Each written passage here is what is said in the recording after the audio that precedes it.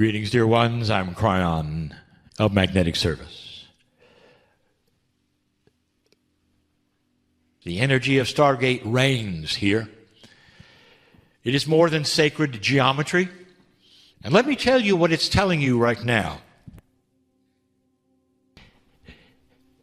We speak of star seeds. You might say Stargate is a seed. And it is growing in itself. And the growth of the Stargate is in the realization of the oneness that it has been broadcasting since it was created. I want you to know, dear ones, as a planet, where you are. The seeds were planted, and we spoke of that.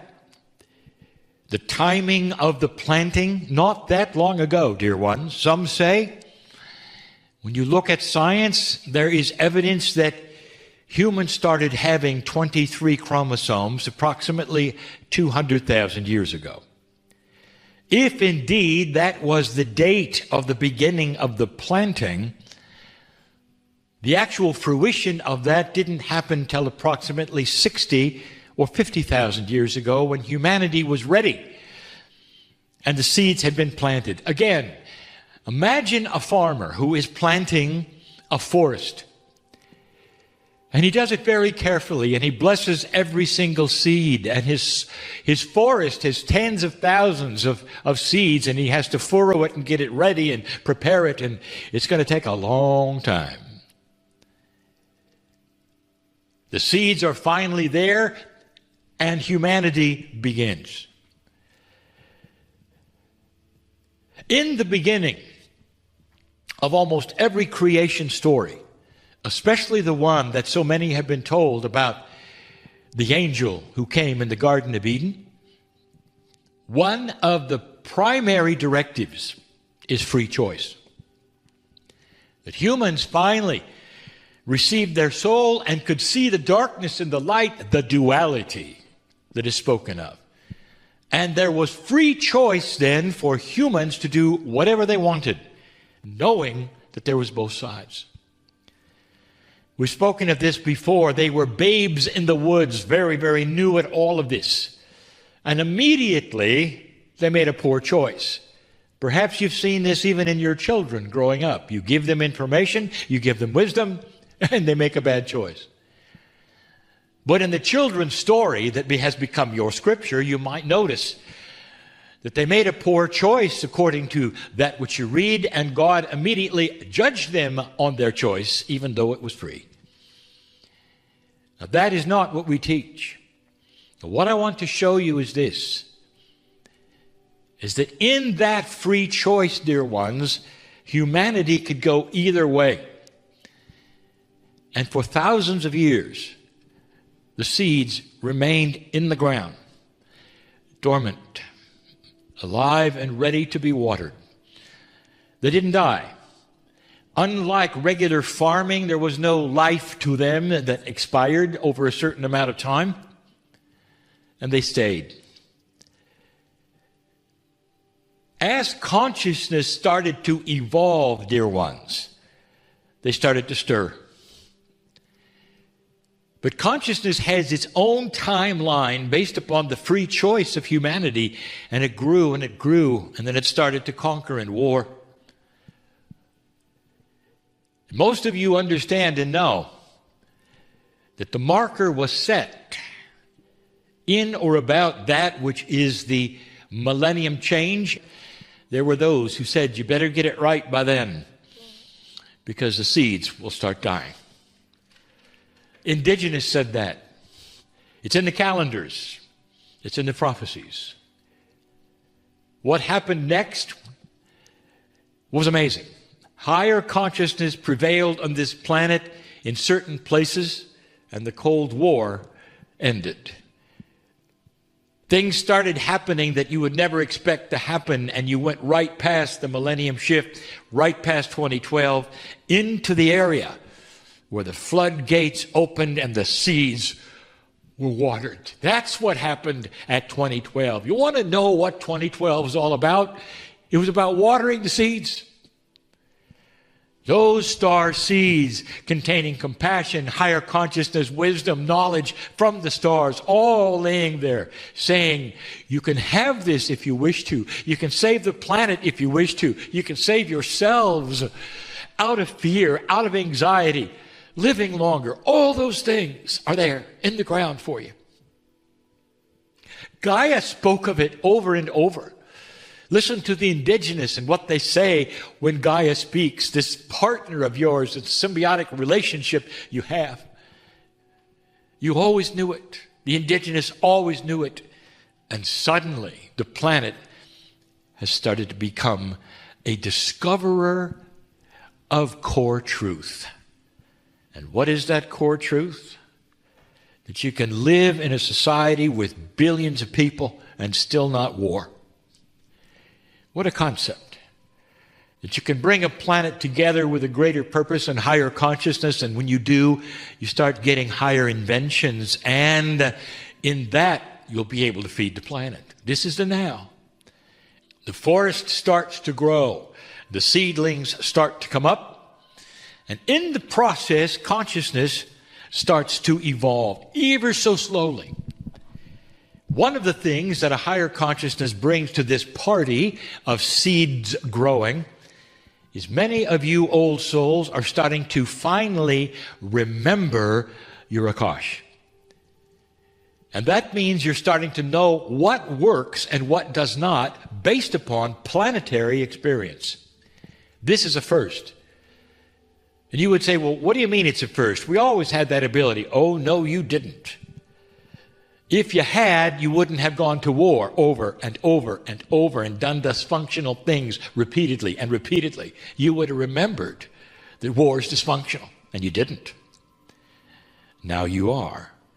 Old souls being born today, young people coming in, are starting to question, ask those, even the adults, to tell them one thing, and they're saying, well, it doesn't really make sense. And that is Akashic remembrance. That is evolution of consciousness on the planet. You're starting to see it, especially in the youth, who are starting to look at things and instead of accept them as they are, they're questioning with common sense. Is this true? Does it feel right? Does it resound to what I know because I'm an old soul? Young people and children walking around this planet don't really know their old souls, but there is an internal feeling, been here, done that guides them to places that in your generation, senior, you'd never have gone to. This is the difference between those who were and those who are and those who are coming. And it is at the right time. These forests that were planted so long ago are beginning to blossom. And the seedlings are becoming more mature. And that is what's going on right now. The confusion, you've never seen this before. How does it feel, dear one, to be in a culture, a society, a planet that has no predictions? You've always had predictions. All the ancients gave them to you, the scriptures gave them to you, this would happen, this would happen, this would happen, and suddenly none of them happened because they were all based on a timeline that ended in 2012. You're in a society now that has no one who is seen as the one who would predict, or the ancients who would predict. There isn't anyone telling you what's going to happen. And the reason? Because you're going to create it.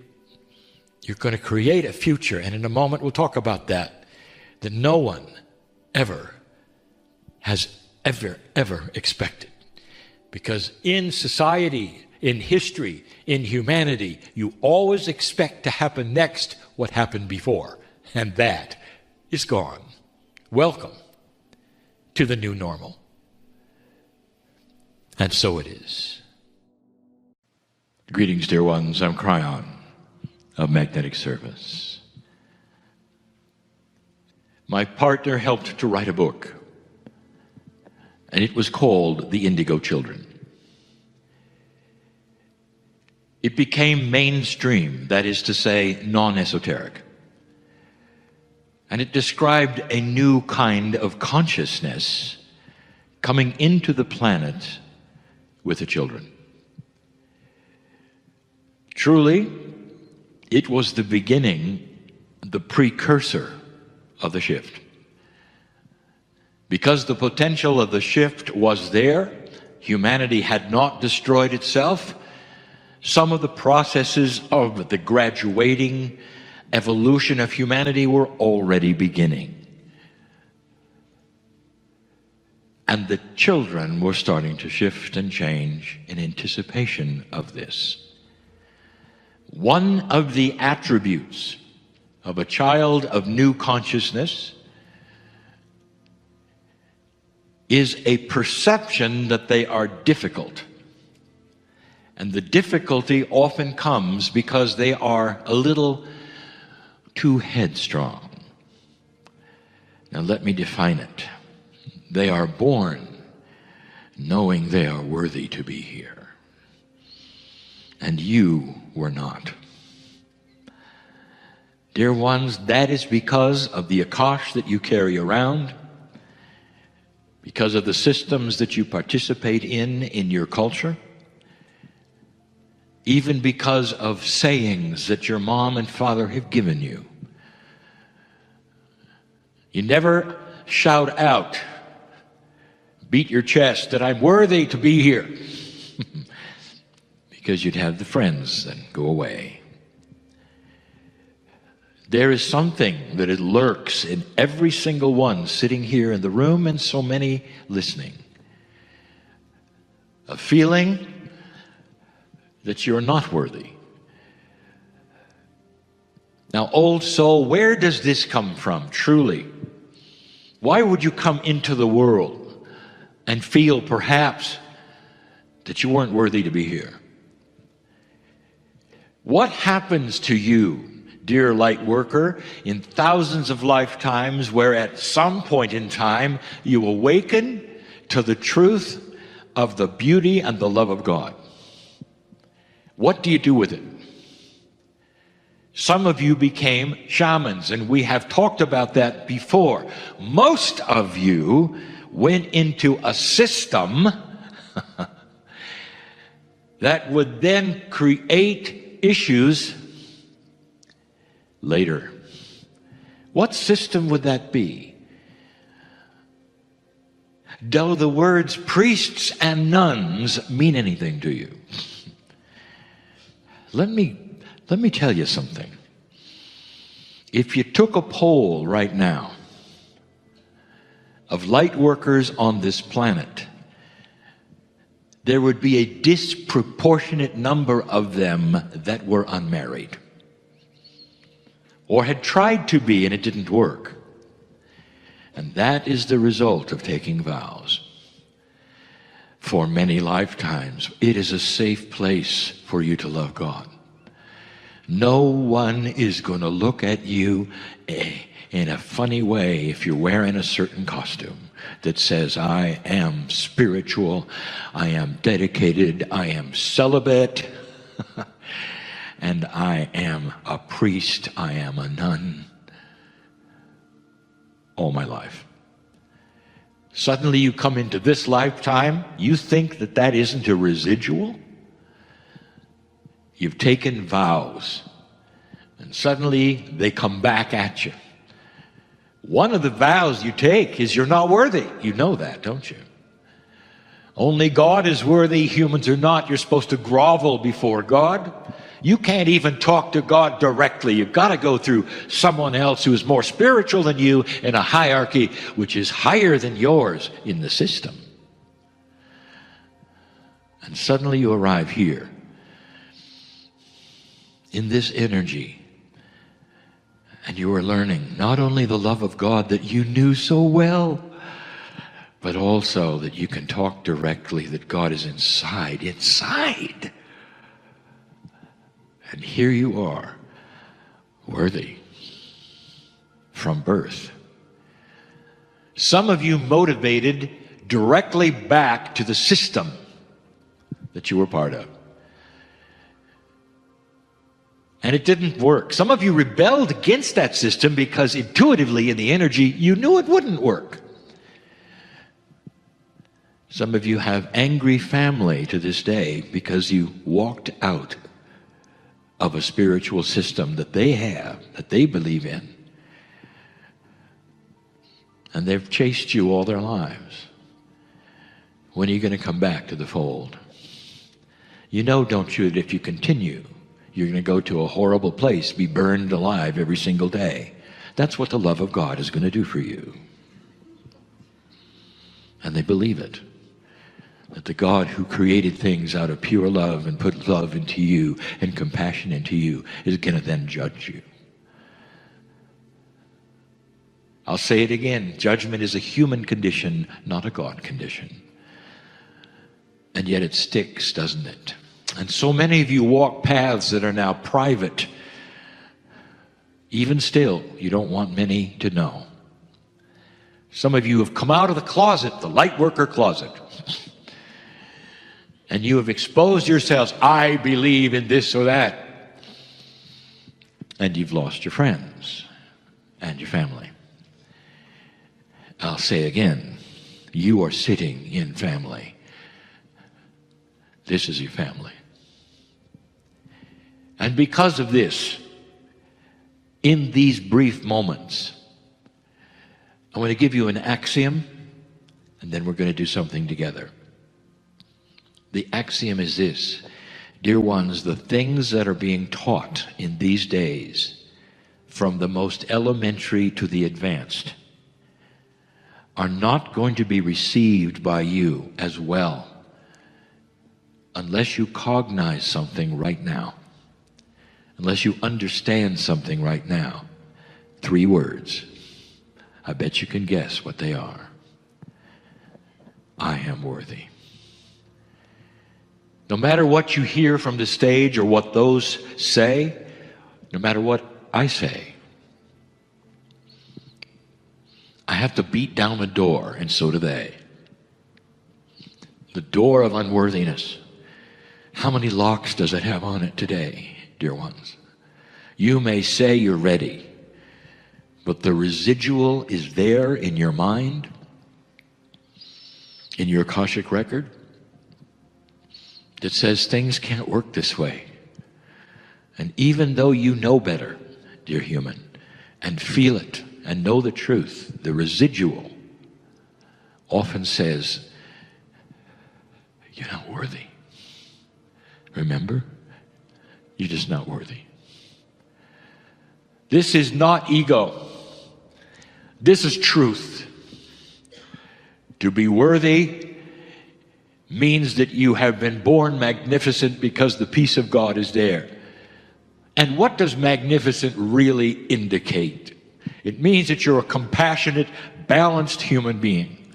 You have the ability to control your body and these things so that you can be balanced and compassionate, to spread light, to help. That's the magnificence. It's not a magnificence that says that you're going to be a movie star or political. Not that kind of magnificence. It is a quiet, beautiful, powerful magnificence to help the planet. That's magnificent. I'm going to ask you to say something with me. And we're going to do it 3 times. Don't do it unless you mean it. This condition is yours as well.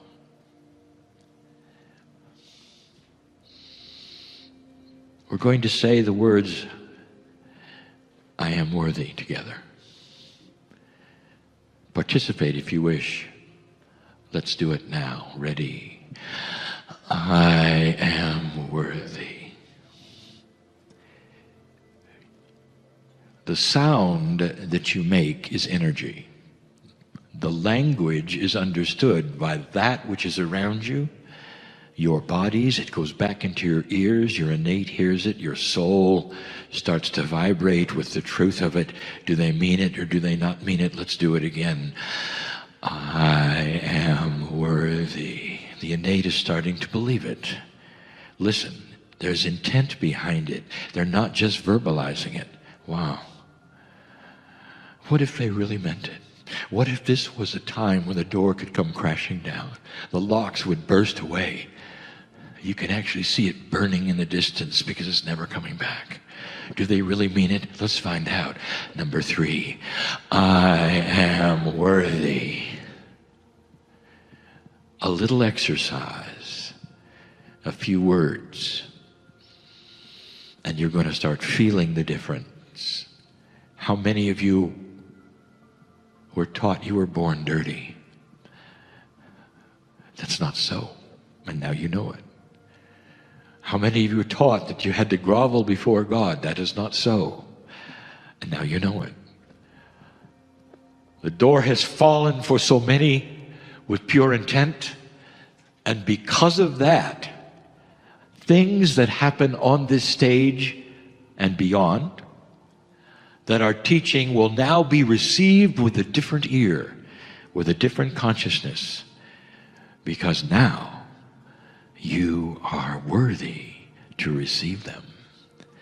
The blocks that were there that wouldn't even let you consider some of these things are shattering in front of you. There's a life change coming, dear ones. Watch what you say. Measure your words carefully, because some of them are just habit. When somebody gives you a gift, your parents taught you to say, "Oh, I don't deserve it." Watch your words and instead say, "Thank you so much for this magnificent gift."